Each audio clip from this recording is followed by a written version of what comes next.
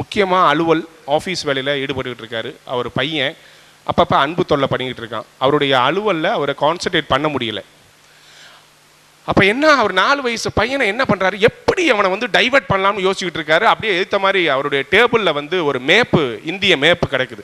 உடனே அந்த மேப்பை எடுத்தார், சுக்குநூறாக கிழிச்சு கீழே போட்டு, தம்பி இதை வந்து ஆர்டர் பண்ணுறா, ஆர்கனைஸ் பண்ணு, அதை ஒழுங்கா அதை ஒட்டு பார்க்கலாம் அப்படின்னாரு. இவர் நினைச்சாரு 4 வயசு பையன் இந்திய மேப்பை வந்து அவ்வளோ பரிச்சயம் இருக்க முடியாது. அப்போ அதை வந்து அவன் ஒருங்கிணைத்து அதை ஒழுங்காக செய்வதற்கு எப்படி ஒரு 1/2 மணி நேரம் ஆகும் அப்படின்னு சொல்லிட்டு இவர் செஞ்சார்.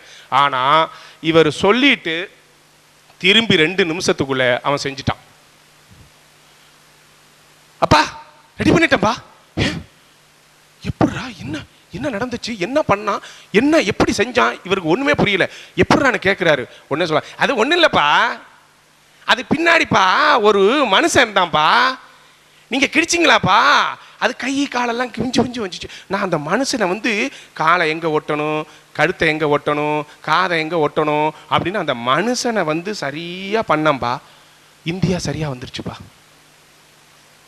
நான் சொல்ல வர மெசேஜ் என்னன்னா, ஒரு தனி மனிதன், ஒரு தனி, நம்மெல்லாம் நிறைய பேர் இப்போ என்ன சொல்லிக்கிட்டு இருக்கிறோம்னா, மற்றவர்களை தான், எதிர்கட்சிக்காரனையும் அடுத்த வீட்டுக்காரனையும் எதிர்த்த வீட்டுக்காரனையும் தான் நம்மளுடைய சீரழிவுக்கு, நம்மளுடைய குலைச்சலுக்கு, மன உளைச்சலுக்கு காரணம் சொல்லிக்கிட்டு இருக்கோம். ஆனால் அது உண்மை இல்லை. ஒரு தனி மனிதன் எப்பொழுது சரியாகிறானோ, நேராகிறானோ, கூறாகிறானோ, அப்போ இந்த பாரதம் ஒளிர்கிறது, இந்த இந்தியா ஒளிர்கிறது.